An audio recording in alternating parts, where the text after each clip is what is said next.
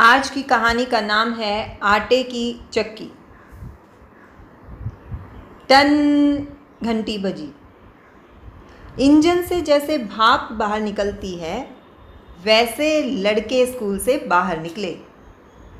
रघु, यहाँ आओ, अध्यापक ने उसे आवाज़ दी। अपराधी की तरह रघु अध्यापक के सामने जा खड़ा हुआ। क्यों रे, आज फिर फीस लाने को कहा था ना, और तुम बिना कुछ बताए चुपचाप चले जा रहे हो। पिछले साल की फीस बाकी थी, फिर भी परीक्षा में बैठने दिया। नए साल के 2 महीने बीत गए और बिना कॉपी किताबों के पढ़ने आते हो। अब कुछ नहीं चलेगा, कल से स्कूल मत आना। मास्टर साहब, क्या करूं? मेरे पिताजी मजदूरी पर जाते हैं, लेकिन 2 दिन काम मिलता है तो 2 दिन बिना काम के खाली बैठना होता है। हम दूसरे तीसरे दिन एक समय खाकर जीवन चलाते हैं। मेरे पास ये सारी बातें सुनने का समय नहीं है। फीस तथा कॉपी किताबों की व्यवस्था हो तभी स्कूल आना, अन्यथा नहीं। निराश सा रघु घर लौट गया। स्कूल में पढ़ाने के अलावा अध्यापक जी गांव में ही आटा पीसने की चक्की भी चलाते थे। वह स्कूल में होते तब उनका नौकर केशव यह काम देखता था। गांव में चक्की पर तराजू नहीं होते। वहां आपका अनाज चक्की में डाला और ख़त्म होते ही दूसरे का लगाया। आपका आटे से भरा डिब्बा तुरंत अलग कर दिया जाता है। आटे की चक्की के नीचे जमीन में अध्यापक जी ने एक पक्का गड्ढा बनवा रखा था और उस पर जाली लगवा दी थी। केशव को भी समझा दिया था कि चक्की में डाला आटे का डिब्बा हटा लेना और दूसरे ग्राहक का गेहूं चक्की में डाल देना। इस बीच उस गड्ढे में 2-4 मुट्ठी आटा गिरे भी तो गिरने देना। शुरू में तो केशव के लिए यह एकदम नया काम था। पूरे दिन में गड्ढा भर आटा न जमा होता तो अध्यापक जी का मिजाज काबू से बाहर हो जाता। धीरे धीरे केशव अभ्यस्त हो गया।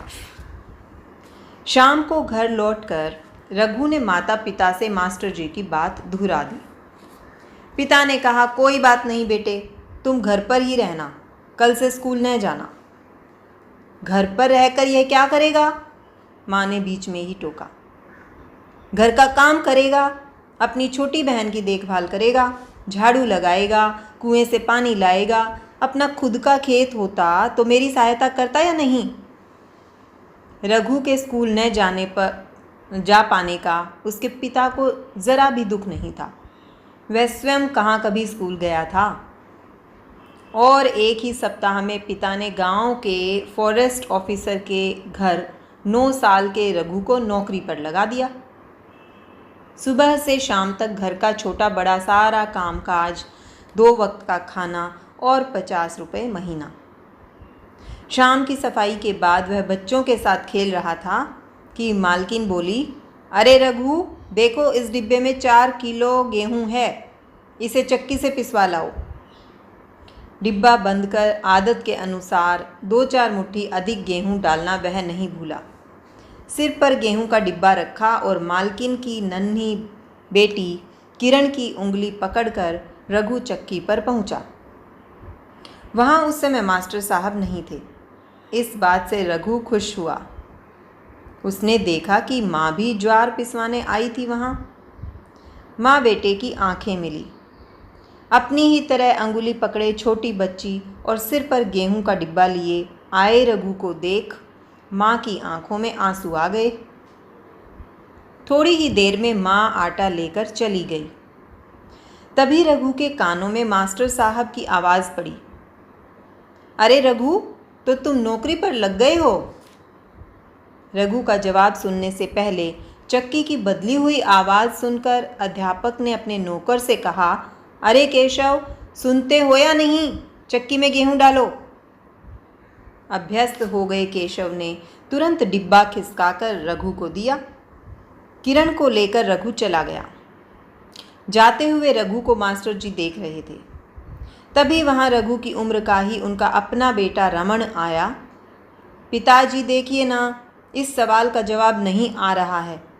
ज़रा बता दीजिए ना, तुम्हें कितनी बार कहा कि चक्की पर रहता हूँ तब यहाँ पढ़ाई की बात न किया करो। दरअसल मास्टर जी उस समय मन ही मन बढ़े हुए आटे का हिसाब किताब निकाल रहे थे। दूसरी तरफ फॉरेस्ट ऑफिसर की पत्नी रघु से हिसाब पूछ रही थी, यह आटा कम क्यों दिखता है? माँ जी, चक्की से सीधा लेकर आ रहा हूँ। सच बोलता है? 4 किलो आटा कितना होता है वह मैं नहीं जानती क्या? थोड़ा अपना घर रखते आए होगे। और यह क्या, किरण के हाथ पांव में मिट्टी कैसे लग गई? जाओ, भाग जाओ, ऐसा नौकर मुझे नहीं चाहिए। आज तो आटा है, कल फिर दूसरी चीज़ नहीं। जाओ, भाग जाओ। रोता रोता रघु घर आया। इसी तरह एक दिन स्कूल से भी रोता हुआ आया था। माँ ने शनिवार का व्रत शुरू किया था। एक शनिवार को रघु को हनुमान जी को तेल चढ़ाने के लिए भेजा। तेल चढ़ाकर बाहर मैदान में खेल रहे लड़कों को खेलते हुए देखता वह चुपचाप एक तरफ खड़ा था। तभी उसने मास्टर जी की आवाज़ सुनी, अरे रघु, क्या कर रहे हो यहाँ? काम पर से भाग आए लगता है। स्कूल में मास्टर जी, आटा चक्की पर मास्टर जी, हनुमान जी के मंदिर में मास्टर जी।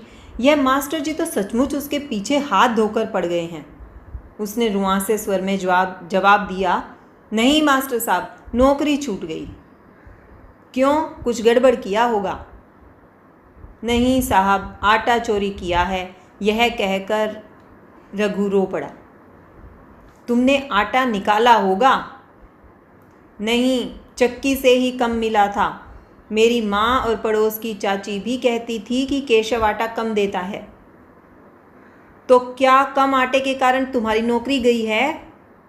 जी हाँ, हम गरीब ईमानदार कैसे हो सकते हैं? कहकर रघु सुबकता हुआ जाने लगा।